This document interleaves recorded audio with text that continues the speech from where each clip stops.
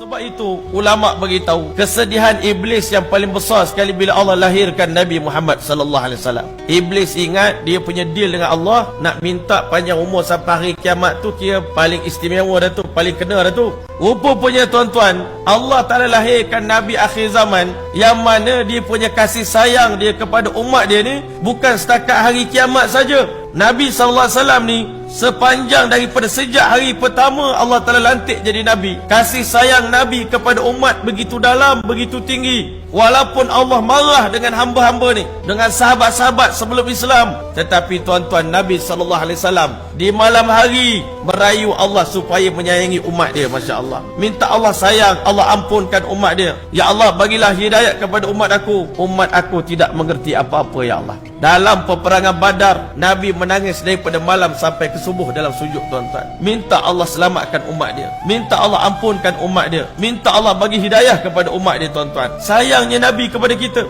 lebih daripada kita sayang diri kita sendiri, tuan-tuan.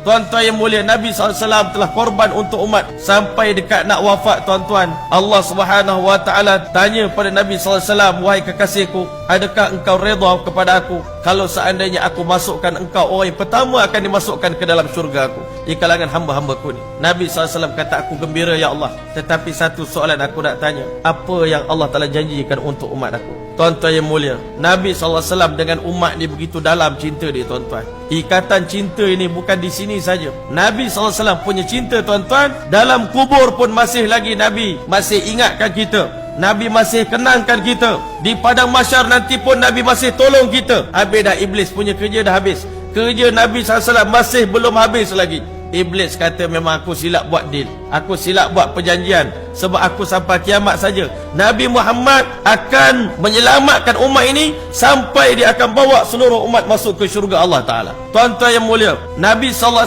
tanya pada Allah, ya Allah, apa yang kau nak bagi kepada aku untuk berita gembira sebelum aku mati tentang umat aku? Maka di saat itulah, tuan-tuan yang mulia, malaikat Jibril AS beritahu, wahai kekasih Allah, Allah Ta'ala berjanji sesungguhnya Allah Ta'ala akan masukkan 70,000 umat Tuan dalam syurga tanpa hisap dan tanpa azab. Tuan-tuan yang mulia, Nabi dekat nak wafat tersenyum, tuan-tuan. Tapi tuan-tuan, Nabi cerita pula kepada sahabat dalam hadis yang lain, nanti dah hari kiamat, bila tiba masa Allah Ta'ala nak bagi peluang umat aku 70,000 akan dimasukkan ke dalam syurga tanpa hisap dan tanpa azab. Waktu itu Allah Ta'ala akan tanya pada aku, wahai Muhammad kekasihku, adakah cukup 70,000 ini? Adakah kamu redha dengan 70,000 ini? Nabi SAW mengiling kepala, belum wahai Allah, belum wahai Allah. Nabi SAW akan bersujud di hadapan Allah Ta'ala, aku minta Allah tambah lagi, ya Allah, tambah daripada 70,000, lebih ramai umat aku akan dapat masuk syurga tanpa hisap dan tanpa azab. Nabi menangis depan Allah, merayu kepada Allah. Maka akhirnya, tuan-tuan yang mulia, Allah telah beritahu kekasihku Muhammad, angkat kepalamu, minta apa saja yang kau nak minta, bagilah syafaat kepada umat kamu. Nabi angkat kepala, umat aku ya Allah, umat aku ya Allah, umat aku ya Allah. Allah SWT beritahu kekasihku Muhammad, aku berjanji untuk tambah lagi daripada 70,000. Daripada setiap 1,000 daripada 70,000, aku lipat kali gandakan 70,000 kali 70,000, 490 juta umat Nabi Muhammad SAW diselamatkan daripada azab neraka Allah, dimasukkan dalam syurga tanpa hisap dan tanpa azab.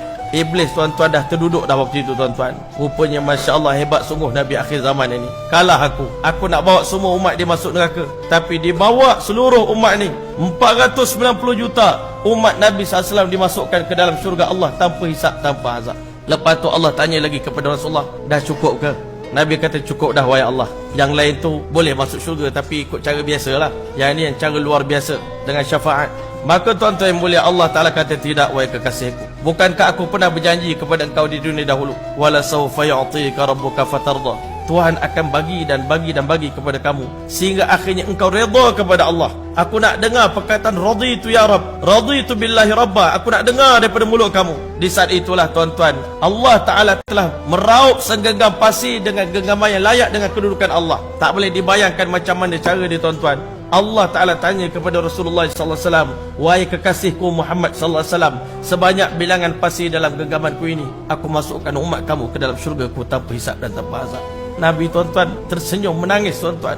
Gembira sangat umat dia. Bukan sekadar 490 juta masuk syurga tanpa hisab, tanpa azab. Sebanyak bilangan pasir dalam genggaman Allah. Allah tambah lagi bilion-bilion umat Nabi ditambah oleh Allah Ta'ala untuk hiburkan hati kekasih dia, untuk masukkan kita semua ke dalam syurga tanpa hisab dan tanpa azab. Mudah-mudahan kita semua tergolong tuan-tuan.